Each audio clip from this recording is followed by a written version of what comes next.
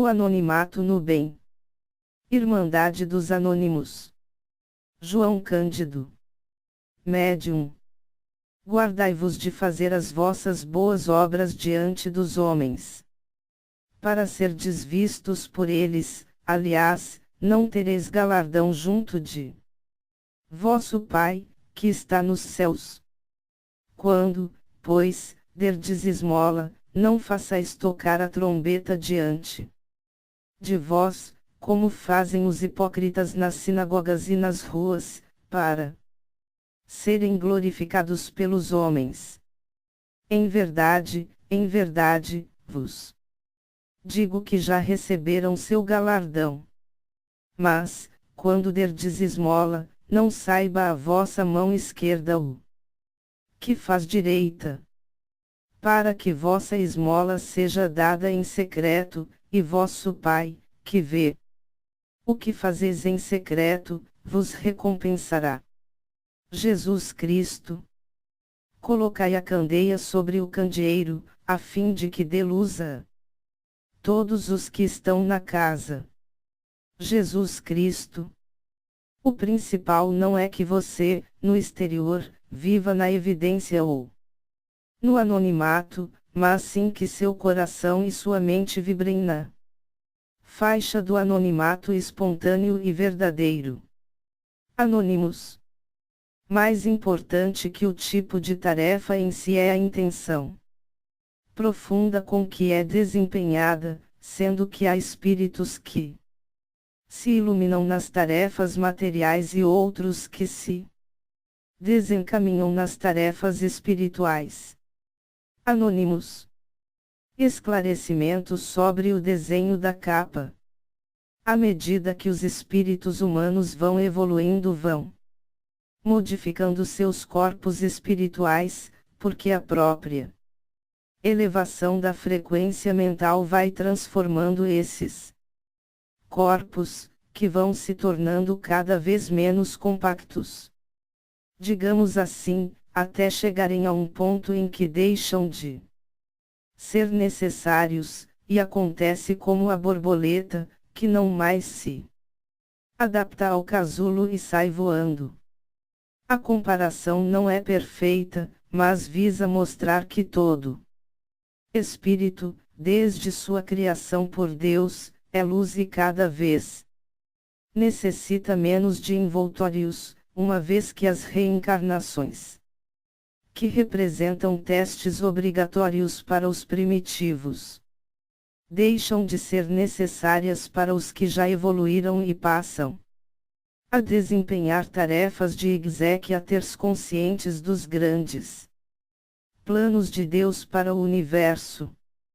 Nesse contexto de grandiosidades, não há lugar para personalismos, vaidades, autoendeusamento, privilégios pessoais e outras formas de primarismo espiritual, que ainda caracterizam a maioria dos espíritos ligados à Terra. Através do desenho procuramos mostrar que o espírito é imaterial e ultrapassa os limites do corpo físico, quando encarnado, bem como dos corpos espirituais, quando desencarnado, até não ter mais nenhum corpo. Quanto aos chakras, tentamos passar a noção de que a ligação entre eles não é simples como um fio que liga um televisor à tomada, mas muito mais complexa, o que procuramos simbolizar com as elípticas horizontais e verticais. De qualquer forma, não mostramos nenhuma fisionomia, com a intenção de trazer à reflexão a ideia do anonimato, pois essa é a característica dos verdadeiros trabalhadores do bem, para quem nomes não mais interessam, mas sim as realizações benfazejas. Viajemos, então, neste livro, na reflexão sobre o anonimato no seu sentido mais elevado. Introdução. Começaremos este livro de uma forma que os prezados Leitores poderão, talvez, estranhar, por acharem que o texto que transcrevemos a seguir nada tem a ver com o objeto do livro, mas pedimos-lhes que tenham a paciência de lê-lo todo. Porque, para viajarem conosco na reflexão sobre o anonimato, é importante primeiro se desvincularem das banalidades, do egoísmo, em suma, do primitivismo da Terra.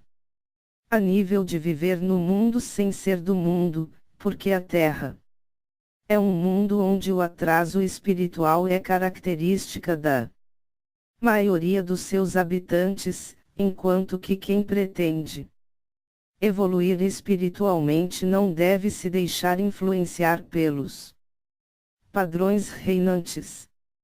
Vejamos como vivem os humanos do planeta Vênus. O planeta Vênus. Revista Espírita, agosto de 1862.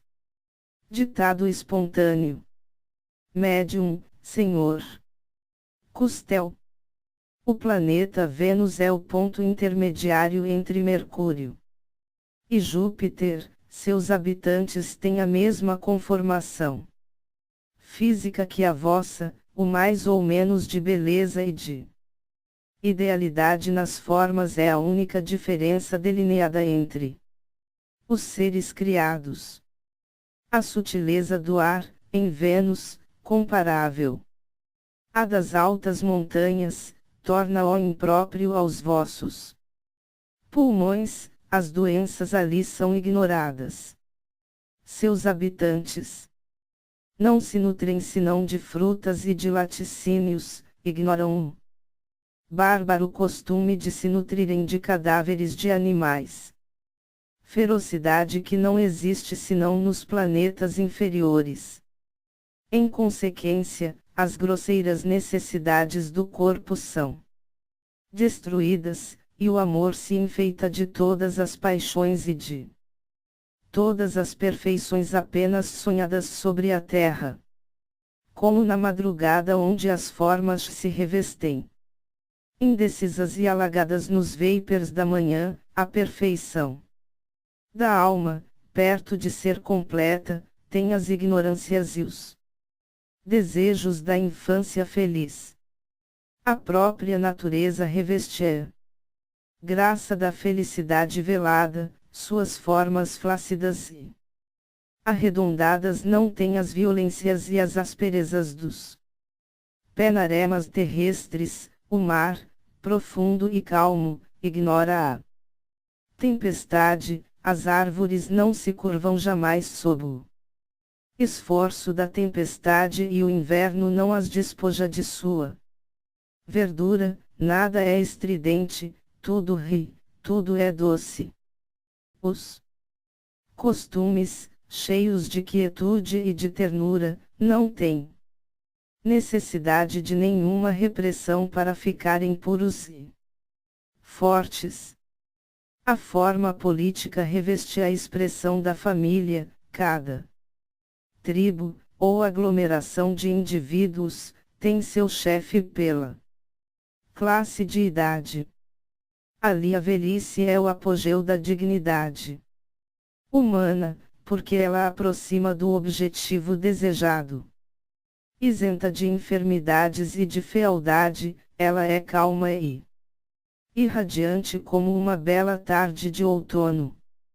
A indústria terrestre, aplicada à pesquisa inquieta do bem-estar material, é simplificada e quase desaparece nas regiões superiores, onde não tem nenhuma razão de ser. As artes sublimes a substituem e adquirem um desenvolvimento e uma perfeição que os vossos sentidos espessos não podem imaginar.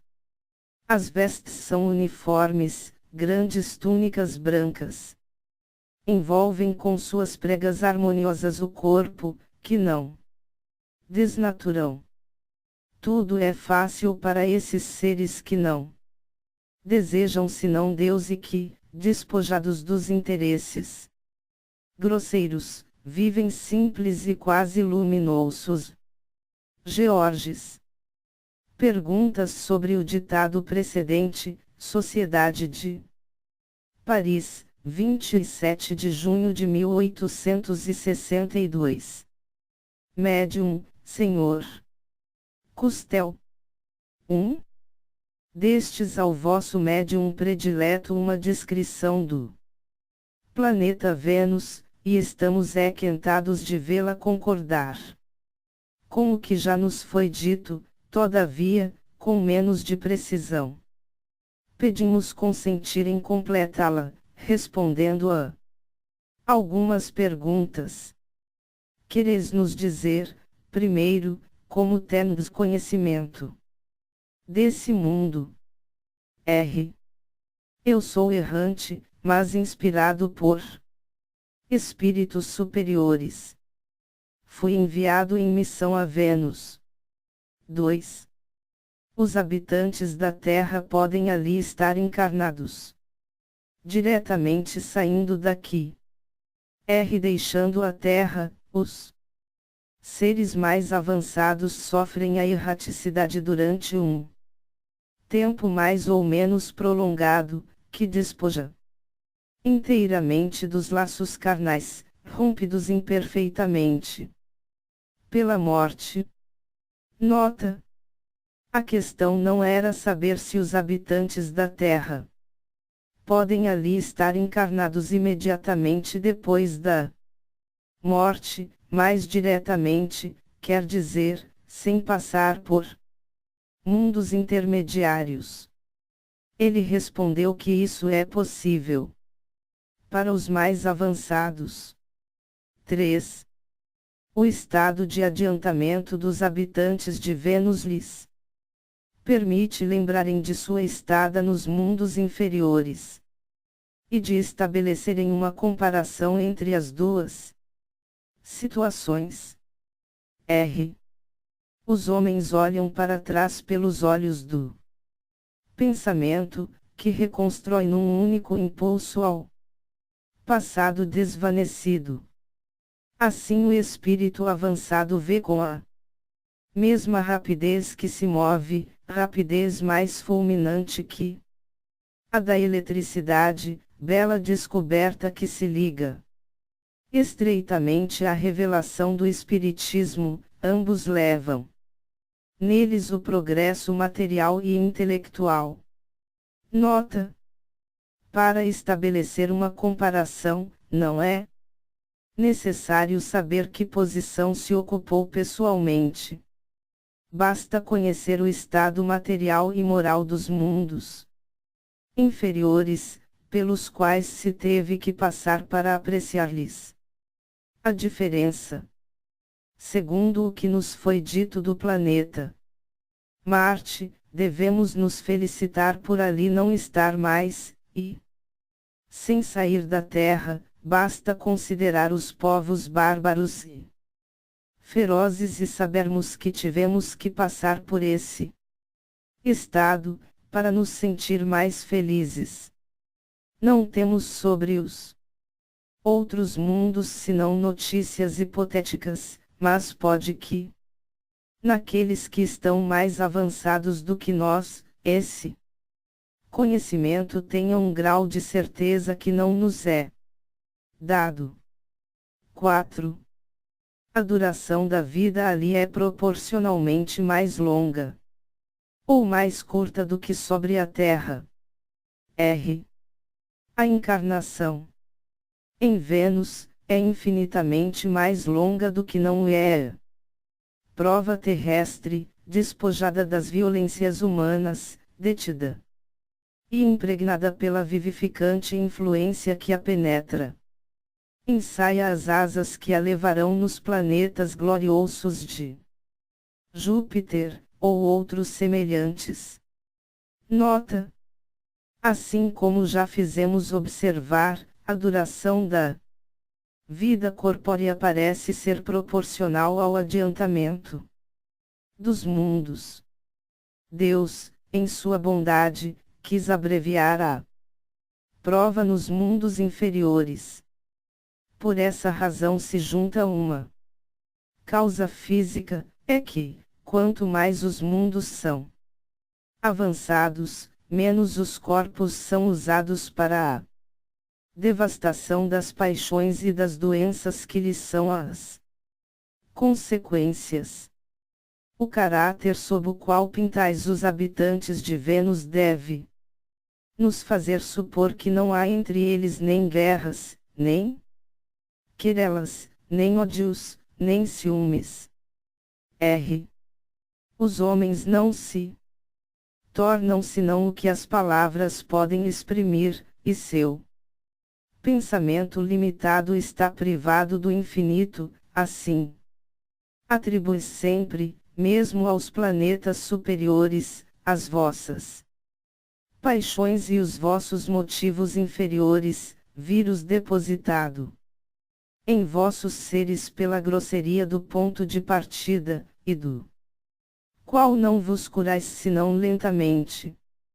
As divisões, as querelas, as guerras, são desconhecidas em Vênus, tão desconhecidas quanto é entre vós a antropofagia. Nota: a Terra, com efeito, nos apresenta, pela inumerável variedade dos graus sociais, uma infinidade de tipos que pode nos dar uma ideia dos mundos onde cada um desses tipos é o estado normal. 6. Qual é o estado da religião nesse planeta?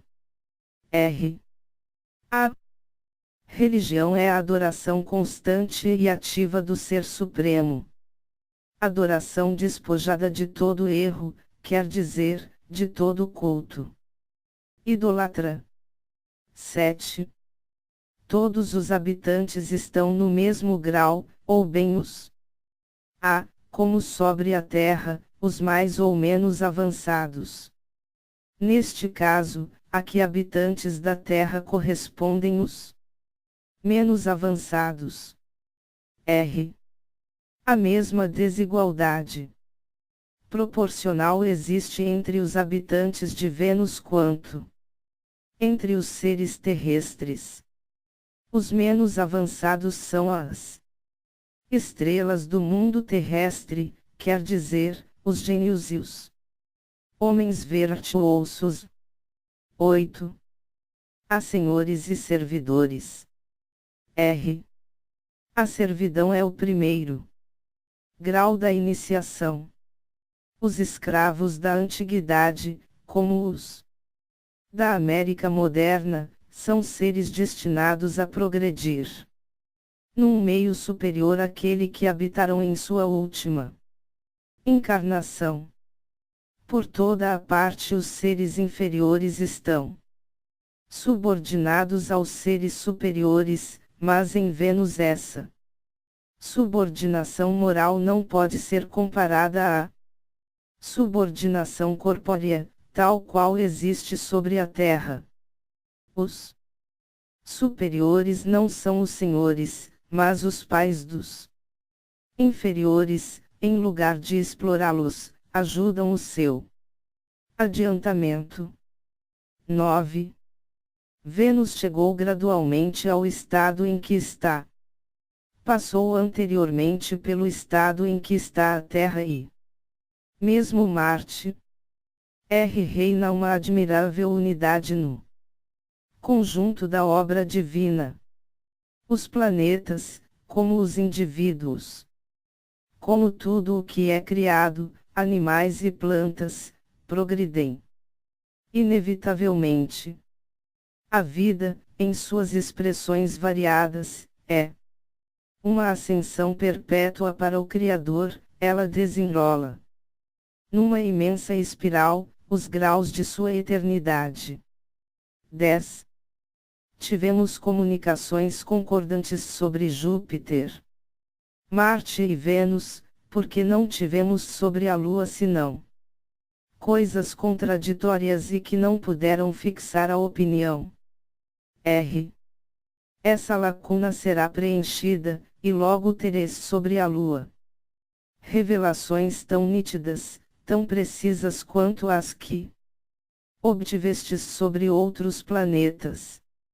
Se elas não vos foram ainda dadas, disso compreendereis mais tarde a razão. Nota: essa descrição de Vênus, sem dúvida, não tem nenhum dos caracteres de uma autenticidade absoluta, e também não a damos senão a título condicional.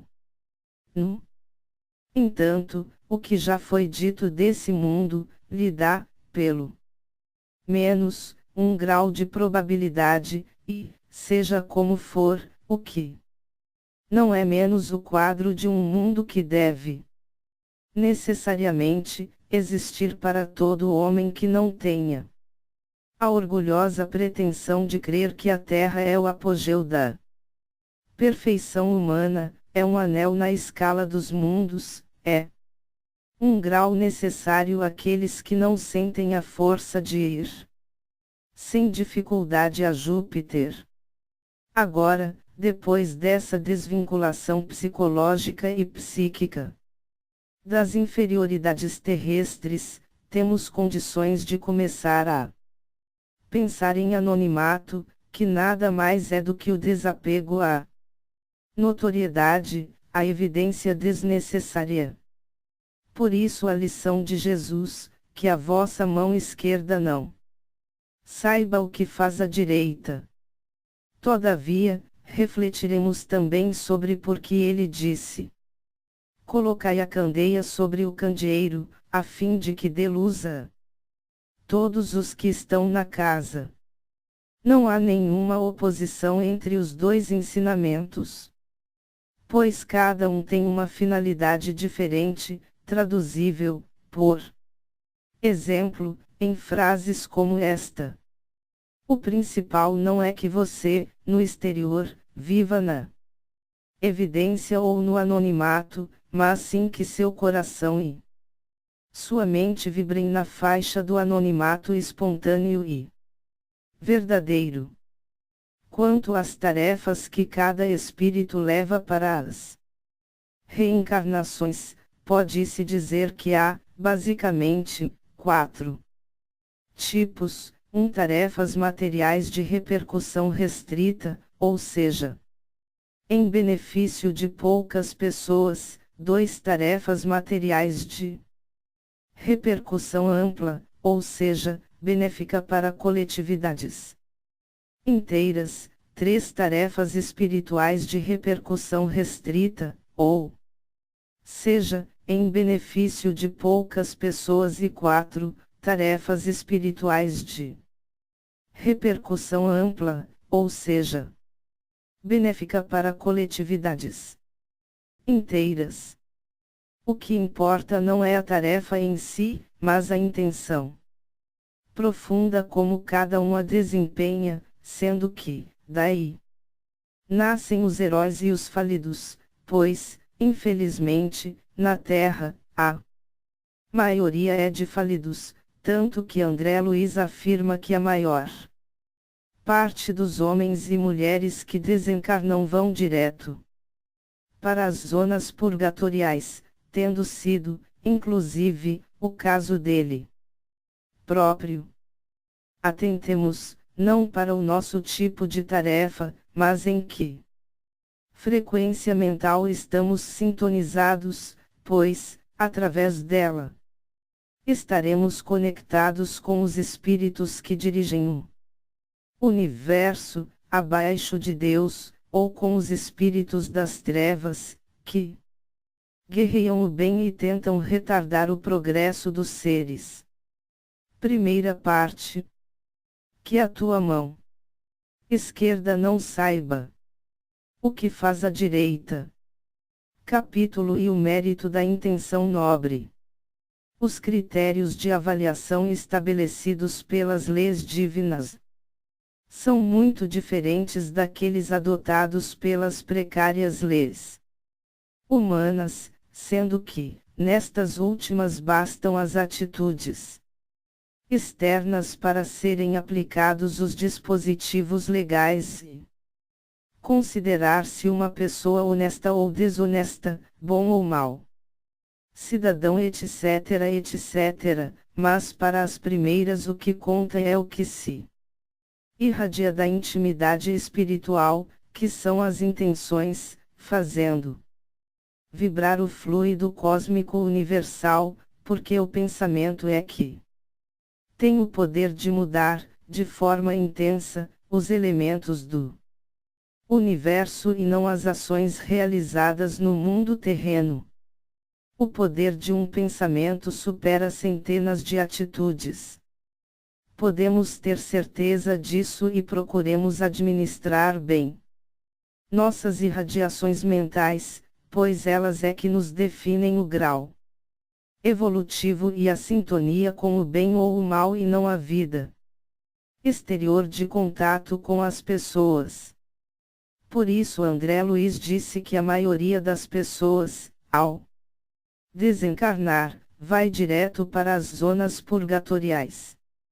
Acontecendo assim por causa da sua sintonia com a trevosidade e não por causa das suas ações no dia a dia da vida, quando encarnadas.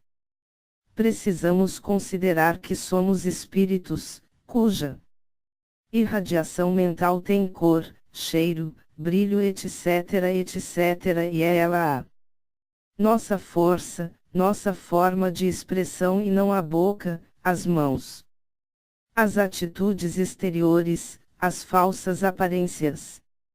Neste estudo estamos expondo esse tema de forma clara, para que quem tem ouvidos de ouvir e olhos de ver entenda e possa aperfeiçoar-se como espírito eterno e não esteja a considerar o mundo espiritual, para o qual irá cedo ou tarde, como uma entidade financeira ou um supermercado, onde quem vale mais é aquele que apresenta um patrimônio material ou prestígio pelo cargo que ocupa e outros referenciais mundanos. A realidade do mundo interno da maioria dos encarnados é de trevas e isso lhes provoca a infelicidade no mundo terreno e, mais ainda, no mundo espiritual. Abremos os olhos para a verdade e não hajamos como crianças inconsequentes, correndo atrás de brinquedos, que são as ilusões materiais, o poder, o dinheiro, o prestígio e os gozos terrenos. O anonimato, que é o cerne do nosso estudo, é o resultado de milhares de anos de escolha espontânea e diária do desapego a qualquer bem ou interesse material. Quem aprendeu o desapego está conectado à corrente universal do anonimato, pois visa apenas servir ao bem de forma universal, nada pretendendo do Pai, a título de recompensa, do que a própria evolução espiritual. Para aqueles que gostam sempre de compor as elites, podemos dizer que essa é a verdadeira elite do universo, não baseada em valores de aparência, astúcia e negatividades, mas de sintonia no bem verdadeiro, puro, divino. Cada um deve esforçar-se, primeiro para conscientizar-se de que vale a pena realizar essa mudança interna, e, depois, persistir nela, muito mais como felicidade interna pela escolha, do que como obrigação sacrificial, pois somente é espontaneidade no bem dá recompensa integral às criaturas humanas, como o caso do ex-banqueiro demonstrará, com mais eloquência do que o caso de André Luiz, em que as benemerências foram realizadas sem sintonia com as correntes universais do bem, ambos os casos que veremos adiante. Façamos o bem a nós mesmos, felicitando-nos pelas opções do bem, pois quem mais lucra é aquele cujo íntimo Sintoniza nas correntes do bem, pois estará em companhia dos grandes espíritos, independente da distância geográfica, pois o pensamento no bem une os espíritos bons da Terra aos evoluídos habitantes de Marte, Vênus, Saturno, etc., etc. Não nos miremos das realidades moralmente medíocres da Terra, que é um mundo de provas e expiações, mas tenhamos como modelo os marcianos, os venusianos e outros mais evoluídos que os terrícolas, os quais praticam espontaneamente o anonimato, ou seja, o desapego. O banqueiro desencarnado Chico Xavier, certa feita, socorreu um ex-banqueiro desencarnado, que encontrou agarrado a um pedaço de cobertor esfarrapado, que um ex-beneficiário lhe dera. Porque tinha sido a única pessoa que o ex-milionário ajudara. De coração. Veja-se aí a lição de vida que a justiça divina proporcionou àquele homem que tinha passado uma encarnação inteira visando acumular bens e, ao desencarnar, viu-se esbulhado até do direito de apresentar-se vestido, conseguindo recobrir o corpo apenas quando o ex-mendigo, que ajudara num arrobo de generosidade espontânea e sincera lhe entregou às mãos sôfregas um velho e esfarrapado cobertor. As formas encontradas por Deus para educar seus filhos e filhas rebeldes varia ao infinito e não há duas pedagogias exatamente iguais. A virtude do desapego é a mais importante de todas e é mais difícil de ser alcançada, sendo a fórmula de libertação do ancestral e visgoso, pegajoso, absorvente egoísmo, o qual prende as criaturas humanas aos bens e interesses terrenos. Repetindo, reproduzindo o instinto animal da posse do alimento corporal, que os animais devoram com toda a voracidade, tanto quanto, na fase humana, homens e mulheres egoístas conservam ferozmente tudo que julgam necessário para garantir a própria sobrevivência no mundo terreno, resumindo-se sua vida no comer, dormir e reproduzir, apesar dos títulos acadêmicos, do prestígio social e da bela aparência física que ostentam com falsa superioridade. O desapego tem de ser exercitado a cada minuto da vida, enquanto na encarnação, mas, para ter valor, tem de nascer do fundo do coração, porque, senão, será mera aparência.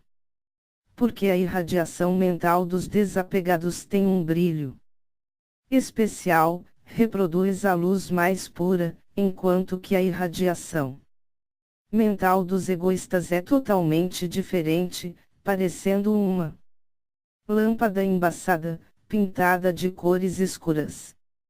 Ninguém consegue enganar a lei de causa e efeito, que alcança a raiz de cada pensamento e não fica na superfície, ou seja, nos atos, palavras, gestos, etc., etc. Aprender o desapego demanda milênios de vivências nos altos e baixos da vida, na alternância da pobreza e da riqueza, da instrução e do analfabetismo, do prestígio e do abandono e somente os espíritos muito vividos têm alcance suficiente para compreender e, sobretudo, vivenciar essa virtude cardial. Por isso, devemos considerar o espírito sob o aspecto da sua multiplicidade de reencarnações, não querendo transformar, de uma hora para outra, os usurários em Franciscos de Assis ou Madres Tarissas de Calcutá. Saibamos respeitar o primitivismo daqueles que ainda não aprenderam a lição do desapego, porque somente os milênios lhes ensinarão a renunciar às materialidades e voarem rumo à luz, que é Deus. Jesus disse: Eu não tenho uma pedra onde recostar a cabeça, enquanto que a maioria dos terrícolas quer abarrotar suas contas bancárias de dinheiro, o qual terão de deixar, quando fecharem os olhos do corpo físico, mas, para seu amadurecimento espiritual, como resultado da lei de causa e efeito, continuarão magnetizados a ele, seja muito ou pouco, como o banqueiro desencarnado. Essa é a realidade de ricos e pobres que ainda vivem em função das coisas materiais e que representam a maioria dos terrícolas. Capítulo 2. A recompensa sem nobre intenção. Como dissemos linhas atrás, a justiça divina tem uma solução específica para cada filho ou filha, não havendo duas pedagogias idênticas em todo o universo. Aprendamos a enxergar o universo e não apenas a realidade estreita da Terra e bem assim a infinita perfeição de Deus e das suas leis. Olhemos o céu e verifiquemos que, por mais que nossos olhos tentem encontrar um ponto final, ele não existe e nem nossos telescópios nos fazem chegar a uma distância razoável. Nessas distâncias que acabam nunca. Para quem acha que as leis divinas são pobres como as da terra, as surpresas irão se suceder a cada passo, mas isso representa lições que devemos assimilar, a mais importante das quais deve ser a reverência a Deus, agradecendo-lhe por ter criado tudo com a destinação do aperfeiçoamento. Conforme Jesus afirmou: Sede perfeitos, como vosso Pai, que está nos céus, é perfeito, e vós sois deuses, vós podeis fazer tudo o que eu faço e muito mais ainda. Em relação a determinadas criaturas humanas, as ações realizadas no bem até com descaso podem ser contabilizadas como mérito, como se tivessem sido praticadas com o ideal do amor universal. Mas isso se justifica porque Deus não é como os professores terrenos e, muito menos, como os comerciantes, que somente, respectivamente, dão aprovação aos alunos que acertam as respostas corretas em provas que nada provam. Nem vendem suas mercadorias para quem tem dinheiro. O objetivo do pai é ensinar aos filhos e filhas o caminho do aperfeiçoamento espiritual e, por isso, tudo que lhes induz ao autoaperfeiçoamento é utilizado como propulsionador do próprio progresso interior. Dessa forma, muitos que são julgados pela maioria como defeituosos morais são admitidos por Deus como alunos na Escola dos Trabalhadores do Bem, tal como aconteceu com Judas, que somente produziu frutos espirituais daí a mais de 1 milênio, na figura de Joana de Arc e outros tantos. Por isso, não julguemos os outros, pois Deus saberá como educar cada um, mas analisemos a nós próprios, aperfeiçoando-nos nas virtudes da humildade, desapego e simplicidade, pois elas são a base da pirâmide que aponta para o céu sob as três faces do amor a Deus, auto-amor e amor universal, lançando a luz emanada das vivências educativas rumo a Deus, que faz chover chuvas de bênçãos sobre o coração e a mente dos bem-intencionados. O caso de André Luiz. André Luiz representa o caso típico do benfeitor galhofeiro, pois que, quando encarnado, como médico, atendeu gratuitamente centenas de pessoas, sem a mínima intenção altruística, mas isso foi interpretado pela justiça divina como um rudimento de virtude, que deveria ser transmudado em virtude adulta, no caso, a filantropia decorrente do amor universal. Veja-se aí como a justiça divina aproveita até as mínimas manifestações de qualidades morais, como quem salva, na verdura podre, um pedacinho de parte sadia. André Luiz conta esse aspecto da sua experiência pessoal, o que deve ter lhe encurtado o período de permanência no umbral, mas que, na verdade, não definiu como boa sua índole, mas apenas como aproveitável no que diz respeito à filantropia. Sua irradiação mental, todavia, conduziu-o à permanência no umbral por vários anos, porque sintonizava com os defeitos morais e vícios que ali predominam. Atentemos para nosso próprio mundo interior e não tentemos comprar uma vaga no céu a peso de falsas aparências, obras exteriores e falsas virtudes. Capítulo 3. A vaidade como intenção. Não precisaremos citar nenhuma frase de Jesus para convencer os trabalhadores do bem de que sempre estarão assistidos por outros servidores da luz quando estiverem realizando obras em benefício das criaturas de Deus, pois é evidente que tal acontece.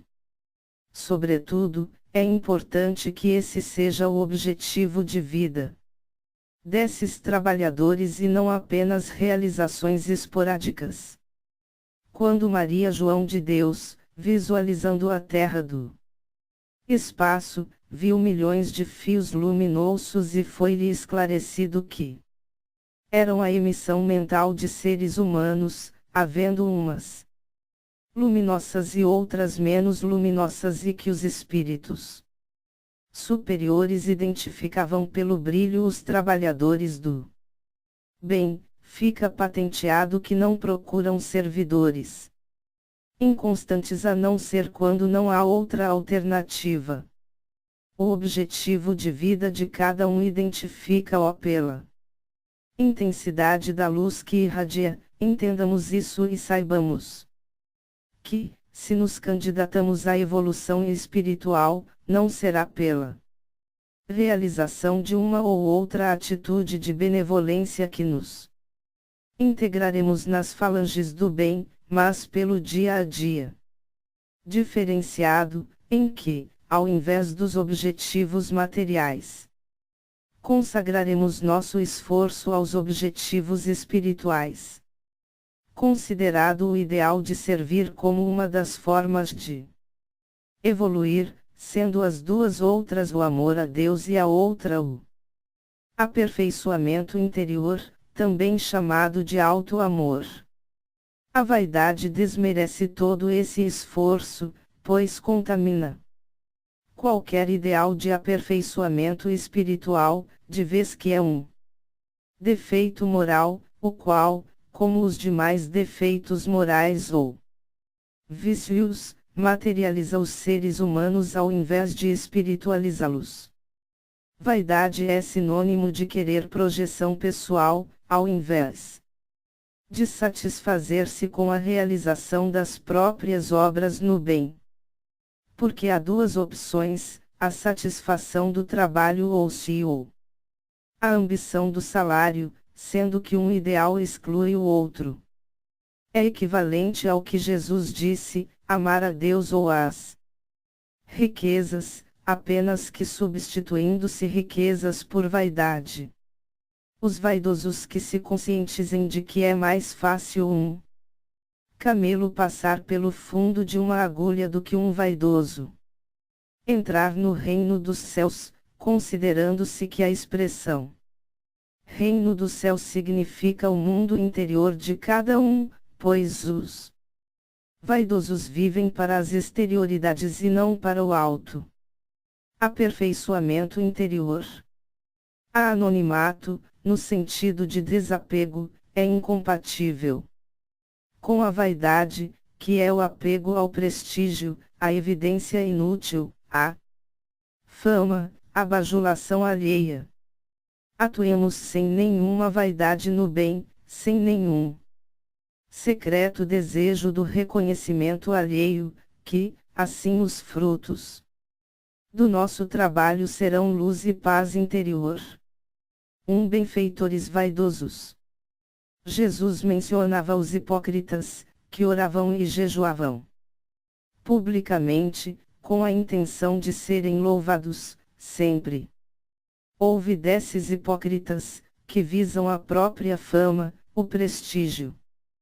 Como homens e mulheres virtuosos.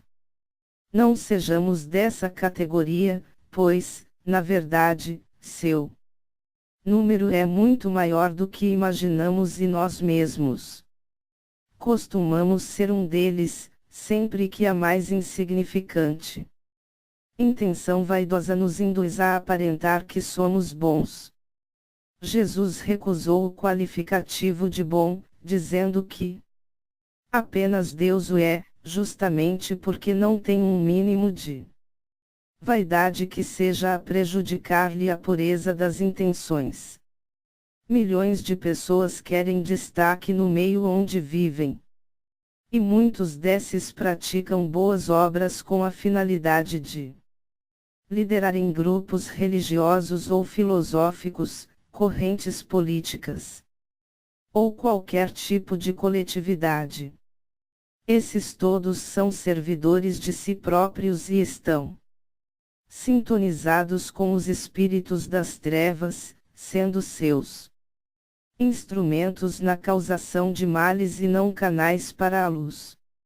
Observemos o que move nossas realizações e cortemos qualquer sintonia com as trevas, que são sutis nas induções, até para a benevolência, fazendo-nos acreditar que são valiosos a palma da projeção pessoal, os cargos de comando exterior e todas as formas declaradas ou disfarçadas de evidência sem utilidade para o bem. Vigiar e orar sempre devem ser nossas guias para não cairmos nas tentações da vaidade.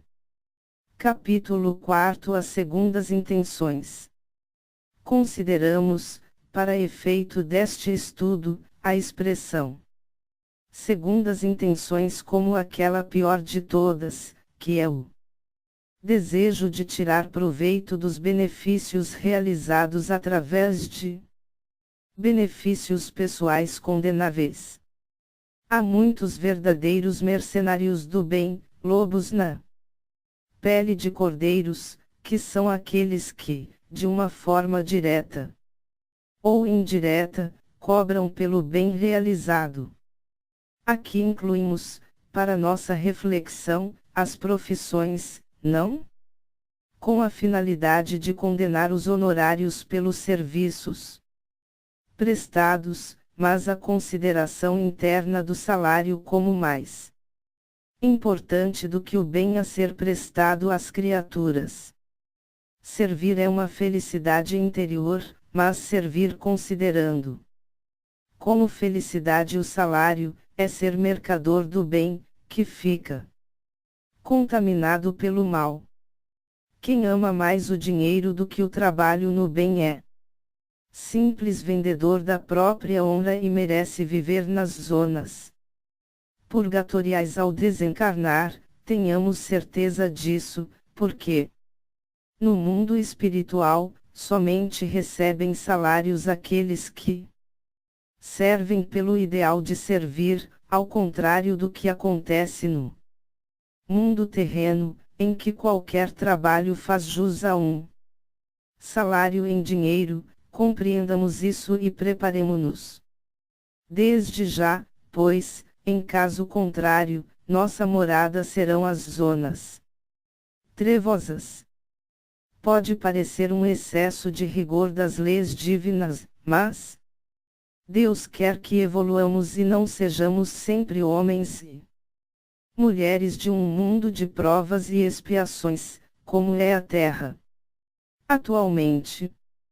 Miremo-nos dos padrões de planetas como Marte, Vênus e Saturno, onde os seres humanos vivem em função do amor a Deus, do amor universal e do alto amor, considerado este último como o autoaperfeiçoamento espiritual constante.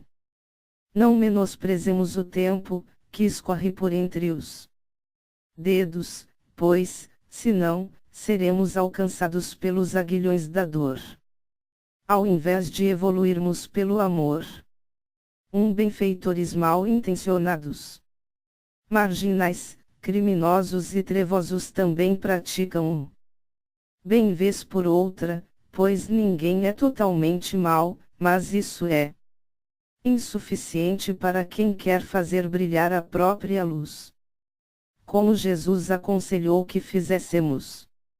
Os 6 ars realizavam, vez por outra, atos de benemerência, como Nero, que ordenou a reconstrução de parte da cidade de Roma, que ele mesmo tinha incendiado. Assim fazem os maus, que destroem e reconstroem, com a finalidade de maiores benefícios e glórias pretenderem para si.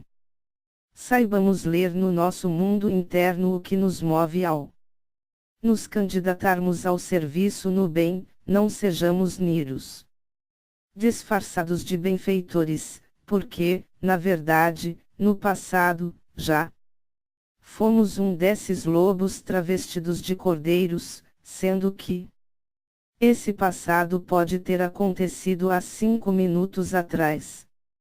Segunda parte. Colocai a candeia sobre o candeeiro, a fim de que dê luz a todos os que estão na casa. Capítulo e a evidência como excepcionalidade. No seu Evangelho João disse, em outras palavras, que estava relacionando apenas alguns poucos fatos e ensinamentos relacionados com Jesus. Isso se deve à determinação dele próprio. Evidentemente, de que apenas o que era estritamente necessário ficasse registrado para conhecimento da humanidade terráquea. Não havia, como nunca houve, da parte do Divino Mestre da Terra a mínima intenção de ressaltar sua personalidade, mas apenas exemplificar como se deve fazer para evoluir espiritualmente. Aprendamos a distinguir o destaque útil do simples e condenável autoendeusamento, sendo que, como referenciais, se podem ver as Confissões de Santo Agostinho, o livro Minhas Experiências com a Verdade, de Mohandas Gandhi. A série Nosso Lar, de André Luiz, há 2000 anos, de Emmanuel e outros romances de sua autoria, os livros de Ivone do Amaral Pereira etc. etc. Se atentarmos para a biografia de Jesus, veremos que em nenhum momento ele se preocupou com outra coisa que não fosse marcar as criaturas com o selo do exemplo no bem, a fim de aprenderem o caminho da evolução espiritual, sendo esse, aliás, o modo de proceder de Sócrates, Francisco de Assis, Chico Xavier, Madre Teresa de Calcutá e outros. Estar em evidência deve ser uma excepcionalidade, um mal necessário, que se deve consentir de vez em quando. Quantas vezes Jesus se retirava para orar, meditar e mentalizar, pois nem todos os trabalhos espirituais podem ser realizados em conjunto, e, inclusive, devem haver momentos reservados para conversarmos com Deus e os orientadores espirituais mais elevados, ocorrendo essa necessidade, inclusive da parte dos desencarnados, pois, pelo conduto do pensamento, voa em direção ao mais alto. Evidência é desgaste energético, desperdício de fluidos em prol da dispersão geralmente inútil, que nada acrescenta para ninguém. Evidência, na maioria esmagadora das vezes, é mera vaidade ou sintonia nas futilidades ou, quando não, diretamente no mal, pois onde há dois ou mais, normalmente, as conversas negativas surgem, observemos isso. Não que devamos viver carrancudo, mas, lembremos uma situação vivida por Chico Xavier, quando relativamente jovem, tinha passado muitas horas simplesmente fazendo sala para visitantes ociosos e, ao acordar no dia seguinte, estava cansado e pediu ajuda a Emanuel, que lhe respondeu: quem mandou você ficar perdendo tempo com uma conversação sem nenhuma utilidade? No fundo, Chico talvez estivesse imbuído de muito mais vaidade do que seu biógrafo quis afirmar, mas aquela lição serviu-lhe de alerta para combater em si mesmo a impulsão para a evidência, uma vez que, na certa, tratavam-se os visitantes de bajuladores. Uns registros sobre Jesus. Como dito linhas atrás, o que constou sobre Jesus nos Evangelhos é o mínimo do mínimo, a fim de passar à posteridade apenas o que fosse estritamente necessário. A concisão é a fala da sabedoria e toda prolixidade significa insegurança quanto à verdade. Não iremos dizer acerca dos poucos registros sobre sua Santíssima Mãe, para quem se reservou menor espaço ainda. Isso significando que pouco lhe interessava passar a história do mundo material, permanecendo, por muitos séculos, no quase completo anonimato. Entendamos o significado profundo da expressão anonimato, apanágio dos espíritos realmente superiores.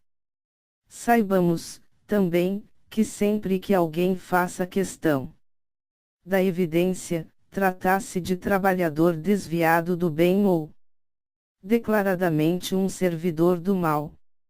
Quando estudarmos as passagens da vida de Jesus ou seus ensinamentos, vejamos sempre o sentido espiritual de uma e outros, pois ele nada fez ou ensinou em função da realidade puramente terrena, até a multiplicação dos pães e peixes, as curas, a transformação da água em vinho, tudo visou objetivos estritamente espirituais. Esses fatos foram evidenciados, anotados, mas representam um pingo no meio do oceano de tudo que ele realizou, porque os fatos mais importantes ocorreram na área estritamente mental e ninguém teria condições de fazer esses registros. Façamos o mesmo, mesmo que em pequena escala. Devido à nossa insignificância espiritual, realizando invisivelmente no mundo mental, onde ninguém vê a nossa mão direita fazendo o bem. Esse é o significado profundo do anonimato, que, como dito, uma vez ou outra, deve aparecer em público, para propagar o ideal do bem e da evolução espiritual. Chico Xavier no programa Pingo Fogo, por exemplo. Foi uma manifestação desse tipo, mas foi uma excepcionalidade na vida do grande missionário de Jesus no século XX. 2. As informações sobre Sócrates. É interessante notar que as informações mais importantes sobre Sócrates somente foram registradas e, principalmente, divulgadas quase 2 milênios depois. Através de Montaigne, que baseou sua vida, acima de tudo, nos modelos socráticos, de adequação aos padrões da natureza, comunicação com o mundo espiritual e certeza da reencarnação. Há casos em que a verdade aguarda o amadurecimento das gerações para revelar-se.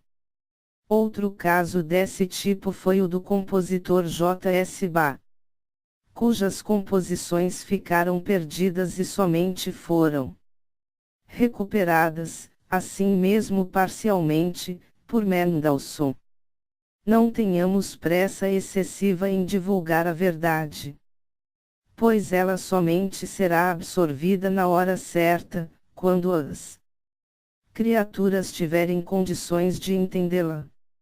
Semeemos a boa semente, mas ela brotará no interior de cada um quando estiver maduro para compreender a verdade, forçar a divulgação, e, principalmente, a aceitação da verdade é equivalente a retirar do solo a plantícula para ver se está se desenvolvendo a contento, significa precipitação.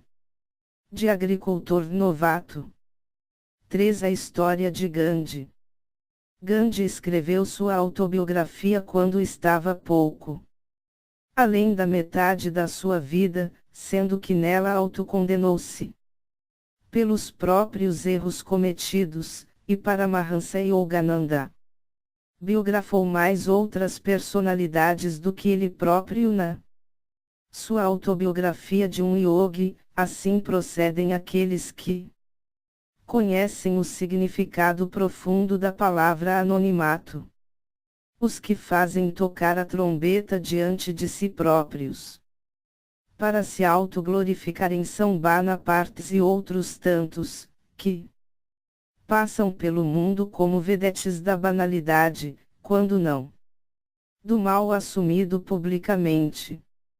Gandhi falou muito pouco de si, sendo que disse muito das ideias do bem, dentre as quais destacamos: minha filosofia é a minha vida. Entendemos, com todo o respeito que devemos aos pontos de vista alheios, que biografias só devem ser escritas sobre fatos educativos da vida das pessoas, sejam elas famosas ou não, mas sempre sob o lema do anonimato, palavra essa entendida no seu sentido espiritual. Tenhamos, por favor, aquelas 2 biografias acima referidas como sendo modelos de biografias, pois o que foge desses 2 parâmetros pode significar simples queda no abismo da vaidade e da derrocada espiritual. 4. A biografia de Chico Xavier. A verdadeira biografia de Chico Xavier ainda deverá ser escrita, mas contando suas realizações espirituais e não fatos visíveis, do contato visível com as pessoas, pois o que ele realizou de mais importante foi no campo mental e não a psicografia e os atos de gentileza constante e caridade que o caracterizarão. Um médium daquela envergadura participou de acontecimentos inimagináveis para os seres humanos materializados da Terra, mas a verdade é que sua biografia verdadeira é essa, pois essas atuações mudaram a vida de milhares de espíritos encarnados e desencarnados. Desliguemos a mente dos interesses materiais e enxerguemos como espíritos, ou seja, priorizando os feitos mentais e não as construções visíveis aos olhos e carne. Capítulo 2. Milhões de alienígenas anônimos. Para quem nunca pensou no intercâmbio entre espíritos dos vários planetas, vamos dizer que isso acontece sempre e com a maior naturalidade, tanto quanto as pessoas vão trabalhar em outras cidades ou outros países. A Terra não evoluiria tão rápido se não fosse a presença de alienígenas muito mais evoluídos. Quem são os gênios senão espíritos onde a inteligência é muito mais desenvolvida do que na Terra? Quem são os santos senão aqueles que vieram de mundos superiores para exemplificar a bondade? Quem são aqueles que se destacam em todos os setores da superioridade senão alienígenas? Precisamos superar a tacanha mentalidade medieval, segundo a qual temos de ter medo de tudo que ultrapasse o que os olhos de carne enxergam e as mãos podem tocar. Há na Terra, principalmente, nas épocas das arrancadas evolutivas, espíritos de mundos superiores, como foi o caso do advento da Boa Nova de Jesus, do renascimento europeu, dos grandes avanços científicos dos séculos XIX e XX, agora, para o ingresso da Terra na categoria de mundo de regeneração. Os terrícolas são primitivos, sendo que Emmanuel, em A Caminho da Luz, e Humberto de Campos, em Brasil, Coração do Mundo, Pátria do Evangelho, contam a saga da evolução da humanidade da Terra, sob o comando amoroso e sábio de Jesus, assessora por seus auxiliares mais emanentes. De tempos em tempos, levas de espíritos mais evoluídos aqui aportam em massa para impulsionar não somente os espíritos, mas aperfeiçoar a genética, sendo que Divaldo Pereira Franco afirmou que os índigos e os cristais vão possibilitar o surgindo do quarto cérebro. Sejamos gratos a esses idealistas e não dificultemos a tarefa, pois, na família mesmo de muitos, pode haver algum desses missionários, normalmente taxados de extravagantes, desprezíveis, motivo de vergonha e vexame para aqueles que consideram os bens e interesses materiais acima de tudo. Vejamos, por exemplo, que Paulo de Tarso foi escorraçado de casa pelo pai, que se envergonhava da sua mudança de rumo na vida, e assim muitos outros antigos e atuais. A meta do sucesso profissional, por exemplo, tem feito muitos pais e mães condenarem seus filhos a escolherem profissões rentáveis ao invés de cumprirem os trabalhos que vieram desempenhar no mundo terreno. Atentemos para isso. Porque, entre os chamados alternativos, há muitos missionários das ideias superiores, que mudarão o mundo. Os índigos e os cristais. Transcreveremos abaixo a entrevista de Divaldo Pereira Franco sobre esses espíritos. Entrevista de Divaldo Pereira Franco ao programa televisivo O Espiritismo Responde, da União Regional Espírita 7ª Região, Maringá, em 21 de março de 2007. Espiritismo Responde, um de seus mais recentes livros. publicados têm por título A Nova Geração, a Visão Espírita sobre as Crianças Índigo e Cristal. Quem são as crianças Índigo e Cristal? Divaldo desde os anos 70, aproximadamente. Psicólogos, psicoterapeutas e pedagogos começaram a notar a presença de uma geração estranha, muito peculiar. Tratava-se de crianças rebeldes, hiperativas que foram imediatamente catalogadas como crianças patologicamente necessitadas de apoio médico. Mais tarde, com as observações de outros psicólogos, chegou-se à conclusão de que se trata de uma nova geração. Uma geração espiritual e especial, para este momento de grande transição de mundo de provas e de expiações, que irá alcançar o nível de mundo de regeneração. As crianças índigos são assim chamadas porque possuem uma aura na tonalidade azul, aquela tonalidade índigo. Dos Blue Jeans, doutora Nancy Tape. O índigo é uma planta da Índia, Indigofera tinctoria, da qual se extrai essa coloração que se aplicava em calças e hoje nas roupas em geral. Essas crianças índigos sempre apresentam um comportamento sui generis. Desde cedo demonstram estar conscientes de que pertencem a uma geração especial. São crianças portadoras de alto nível de inteligência, e que, posteriormente, foram classificadas em 4 grupos: artistas, humanistas, conceituais e interdimensionais ou transdimensionais. As crianças cristal são aquelas que apresentam uma aura alvinitente, razão pela qual passaram a ser denominadas dessa maneira. A partir dos anos 80, elas reencarnando-se em massa, o que tem exigido uma necessária mudança de padrões metodológicos na pedagogia, uma nova psicoterapia, a fim de serem atendidas, desde que serão as continuadoras do desenvolvimento intelecto-moral da humanidade.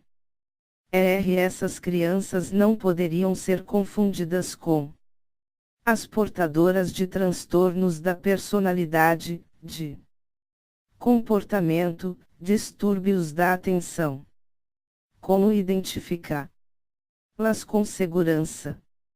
Divaldo, essa é uma grande dificuldade que os psicólogos têm experimentado, porque normalmente existem as crianças que são portadoras de transtornos da personalidade, DDA, e aquelas que, além dos transtornos da aprendizagem, são também hiperativas, mas os estudiosos classificaram em 10 itens as características de uma criança índigo, assim como de uma criança cristal.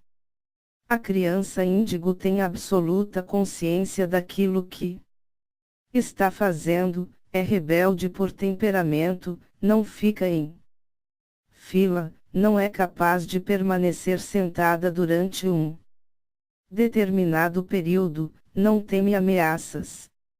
Não é possível com essas crianças fazermos certos tipos de chantagem. É necessário dialogar, falar com naturalidade, conviver e amá-las. Para tanto, os especialistas elegem como métodos educacionais algumas das propostas da doutora Maria Montessori, que criou, em Roma, no ano de 1907, a sua célebre Casa dei Bambini, assim como as notáveis contribuições pedagógicas do Dr. Rudolf Steiner. É o criador da antroposofia. Ele apresentou, em Stuttgart, na Alemanha, os seus métodos pedagógicos, a partir de 1919, que foram chamados Waldorf. A partir daquela época, os métodos Waldorf começaram a ser aplicados em diversos países. Em que consistem? Amor à criança. A criança não é um adulto em miniatura. É um ser que está sendo formado, que merece o nosso melhor carinho. A criança não é objeto de exibição, e deve ser tratada como criança. Sem pieguismo, mas também sem exigências acima do seu nível intelectual. Então, essas crianças esperam encontrar uma visão diferenciada, porque, ao serem matriculadas em escolas convencionais, tornam-se quase insuportáveis. São tidas como DDA ou DTA. São as crianças com déficit de atenção e hiperativas. Nesse caso, os médicos vêm recomendando, principalmente nos Estados Unidos e na Europa, a Ritalina, uma droga profundamente perturbadora. É chamada a droga da obediência. A criança fica acessível, sim, mas ela perde a espontaneidade. O seu cérebro carregado da substância química, quando essa criança atinge a adolescência, certamente irá ter necessidade de outro tipo de droga, derrapando na drogadição. Daí é necessário muito cuidado. Os pais, em casa, como normalmente os pais quase nunca estão em casa e suas crianças são cuidadas por pessoas remuneradas que lhes dão informações, nem sempre corretas, deverão observar a conduta dos filhos. Evitar punições quando errem, ao mesmo tempo colocando limites. Qualquer tipo de agressividade torná-las rebeldes, o que pode levar algumas a se tornar criminosos seriais. Os estudos generalizados demonstram que algumas delas têm pendores artísticos especiais, enquanto outras são portadoras de grandes sentimentos humanistas, outras mais são emocionais e outras ainda são portadoras de natureza transcendental. Aquelas transcendentais, provavelmente serão os grandes e nobres governantes da humanidade no futuro. As artísticas vêm trazer uma visão diferenciada a respeito do mundo, da arte, da beleza. Qualquer tipo de punição provoca-lhes ressentimento, amargura que podem levar à violência, à perversidade. Você se referiu às características mentais, emocionais dessas crianças.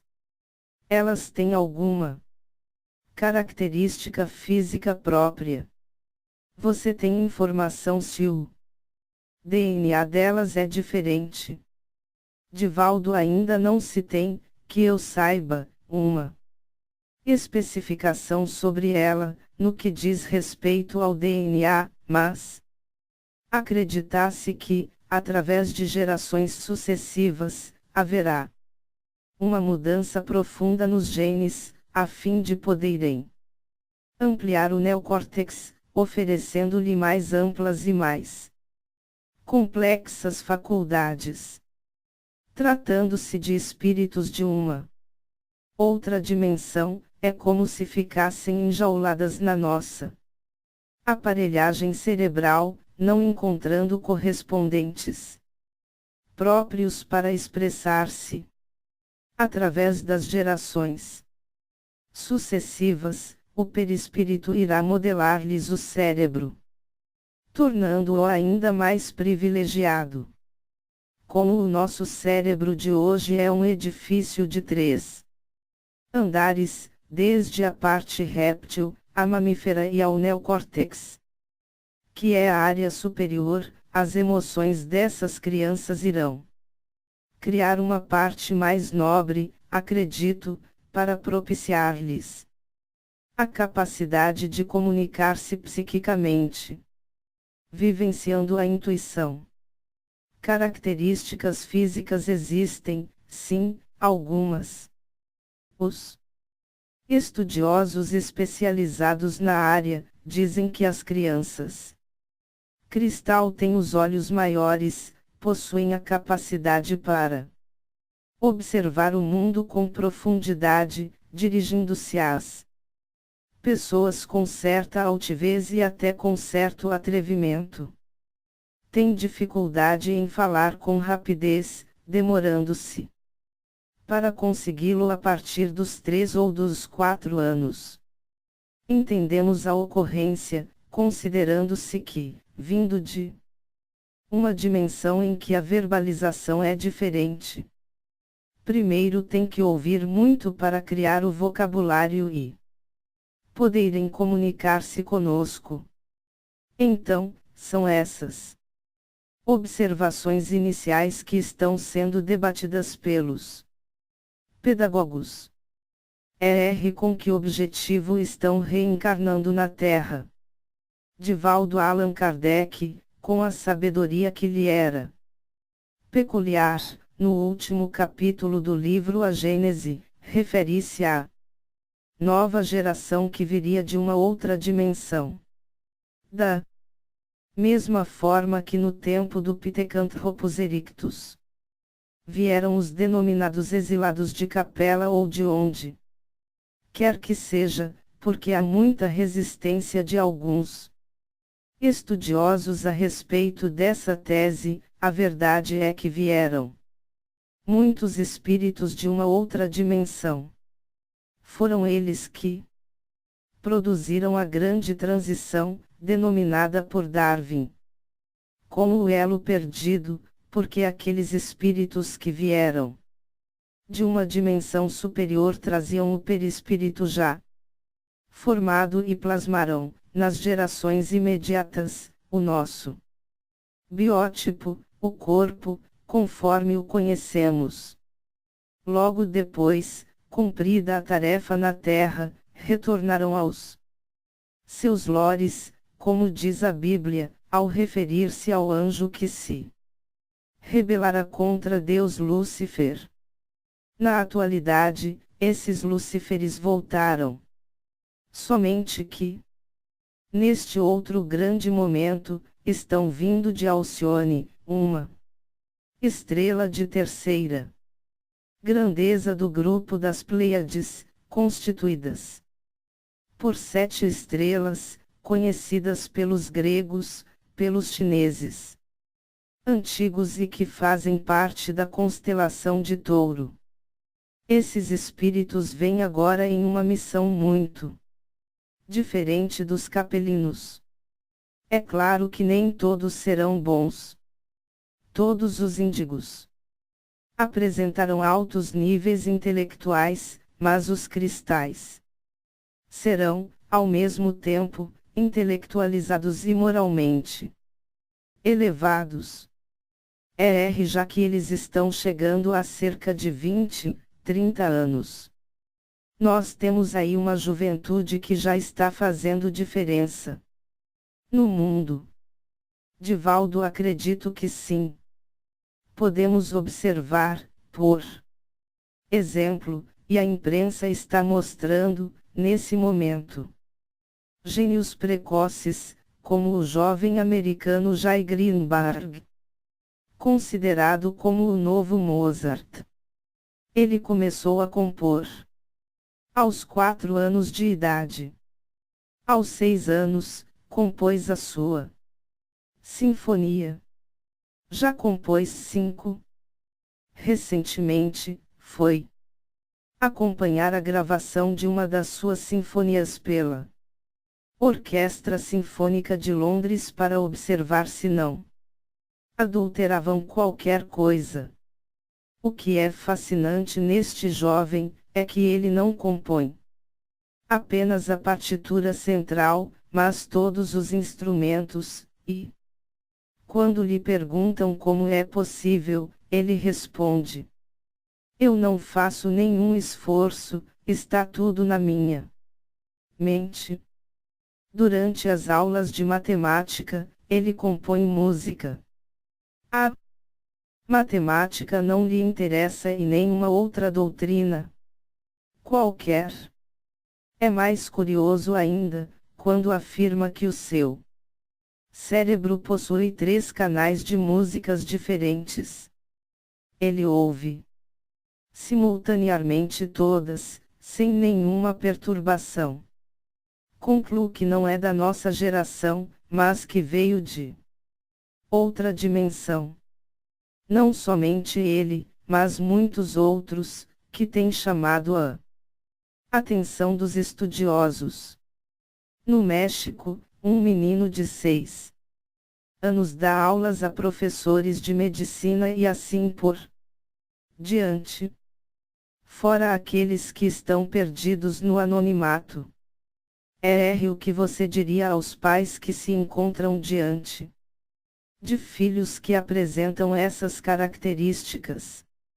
Divaldo, os técnicos dizem que é uma grande honra tê-los e um grande desafio, porque são crianças difíceis no tratamento diário.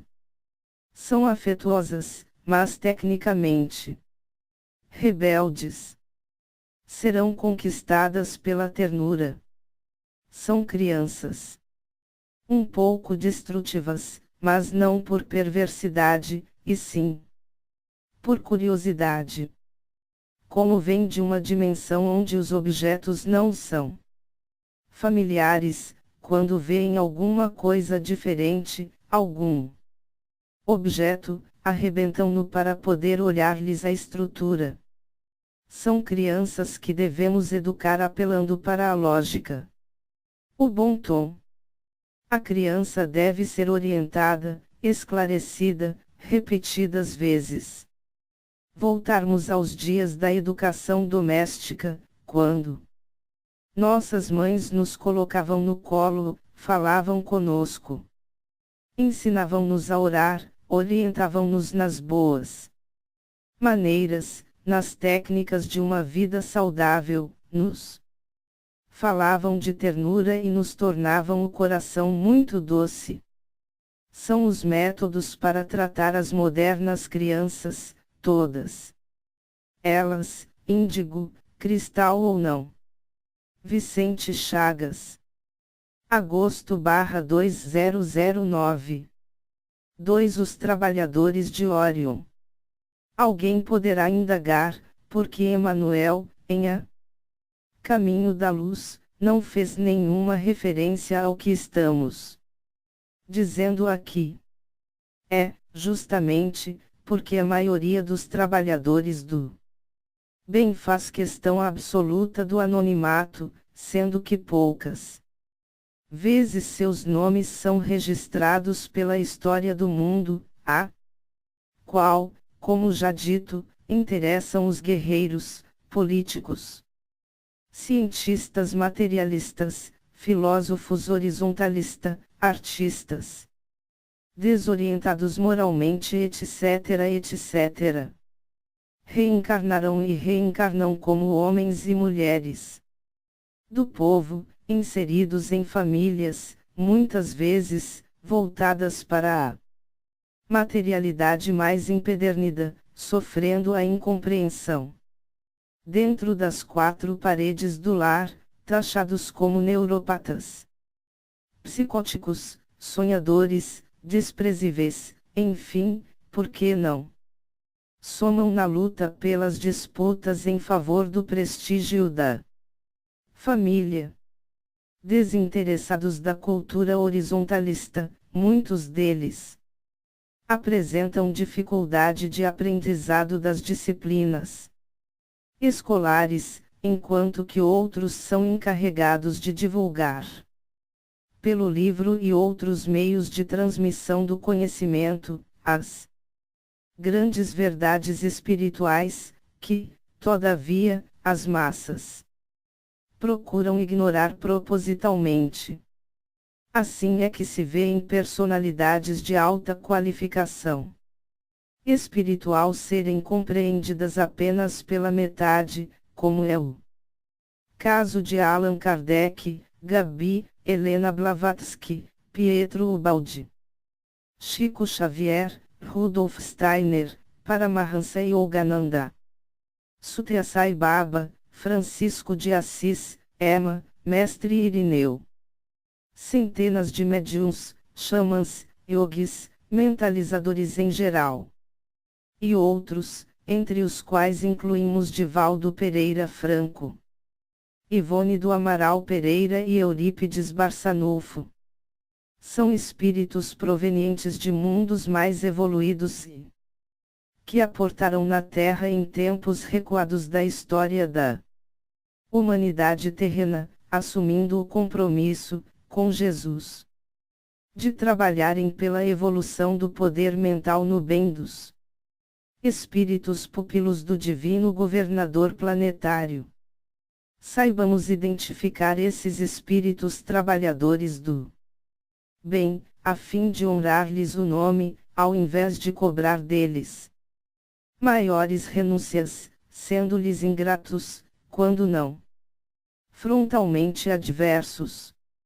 Não sejamos partidaristas, como aqueles que desprezaram Jesus porque não se submeteu aos sacerdotes do judaísmo oficial.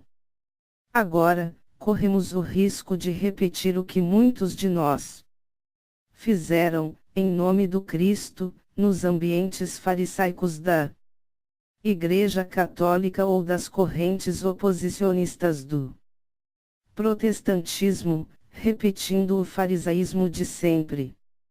Chico Xavier alertava sempre para o perigo do elitismo dentro do movimento espírita, enquanto que os espíritos superiores nunca disseram que o espiritismo será, um dia, a forma universal de crença, mas sim que a verdade, que são as leis de Deus, prevalecerá na terra, em todos os corações e mentes. Entendamos isso, pois, senão, excluiremos o próprio Jesus, porque, até hoje, sua obra, intitulada A Grande Síntese, é desconhecida ou propositalmente desprezada por 99% da humanidade da Terra. Enxerguemos, por trás disso, o trabalho sutil das trevas, que, como André Luiz alerta, no seu livro Libertação, que visa manter seu domínio sobre o mundo terreno, utilizando todas as artimanhas para manter as criaturas distantes da verdade. Alguém estranhará termos mencionado Mestre Irineu, Sathya Sai Baba, xamãs, yogis, Emma, Yogananda e outros. Mas aos ortodoxos dizemos que Divaldo Pereira Franco, orientado por Joana de Ângeles, foi à Índia pedir a bênção a Sathya Sai Baba e é um dos mais importantes divulgadores do mentalismo no mundo ocidental, inclusive, através do seu CD intitulado Visualizações Terapêuticas, que pouca gente conhece, pois lhe interessa o igrejismo, a moda dos antigos religiosos da religiosidade puramente exterior. Desculpem-nos a crueza em certas afirmações, mas temos compromisso com a verdade, inclusive, cobrando de nós mesmos o ajoelharmos-nos diante de Deus e dos nossos irmãos e irmãs, a fim de servir a todos, para merecermos qualificativo de trabalhadores da última hora. Jesus não fundou, ao contrário de muitos, nenhuma corrente religiosa, pois disse, não vim derrogar a lei, mas dar-lhe cumprimento. Muitos dos que se diziam seus discípulos, na maioria falsos profetas, é que criaram essa estrutura que perdura até hoje, de uma religiosidade tão equivocada quanto aquelas que Jesus tanto combateu, a dos templos de pedra. Por isso ele afirmou, chegará o dia em que Deus será adorado em espírito e verdade. Há templos de pedra em profusão e, a cada dia, constroem-se outros, mas esses não ensinam o poder mental no bem, mas apenas rudimentos de religiosidade, pouco melhores do que aquilo que se ensinava na época em que Jesus este encarnado na Terra. Sejamos realistas e vejamos que, em 2 milênios, mudamos muito pouco em termos da conscientização de que somos luz. 3. Os visitantes dos discos voadores. Chico Xavier falou sobre o assunto e Weimar Muniz de Oliveira registrou. No último dia 3 deste mês, abrindo o meu computador, no Outlook, surpreende um interessante texto de meu grande amigo e companheiro de ideal, Geraldo Lemos Neto, de Belo Horizonte, presidente fundador da Casa de Chico Xavier, de Pedro Leopoldo, em que ele entrevista Chico Xavier sobre discos voadores, conhecidos na impressa por OVNIs, objetos voadores não identificados. O fato me trouxe à memória uma narrativa que Chico nos fez, em Uberaba, há 20 anos, mais ou menos, estando presentes à mesa do médium, em sua casa, Cleusa, 2 outras pessoas e eu, quando ele, Chico, começou a falar sobre o disco voador que uma vez por ano descia sobre um platô bem elevado de Pedro Leopoldo. Assim que ele começou a discorrer, imbui-me de coragem. E perguntei: Chico, eu posso anotar? Eu nunca pude me esquecer de suas palavras, textuais. Sem faltar uma letra sequer, quando ele respondeu: Você tem direito, meu filho. Não perdi tempo e anotei o que pude. Lembro-me de que, entre outras coisas, ele informou que a única pessoa que teve acesso ao interior da nave foi seu sobrinho, de que não anotei o nome. Informou também que a única pessoa que contatava com o comandante da nave era uma humilde costureira, declinando seu nome. Tempos depois, tentei localizá-la, na cidade de Uberlândia/MG, para onde ela se mudou, mas não consegui. Tenho o nome dessa costureira nos meus guardados. Contou também que o comandante sempre ia à residência da costureira para buscar água de sua cisterna e que ficou muito impressionado com nossa cana-de-açúcar, ao ponto de pedir à costureira uma amostra, levando-a consigo para a nave. Chico informou, ainda, que nem todos os discos voadores que visitam nosso planeta são do bem. Que devemos ter muito cuidado.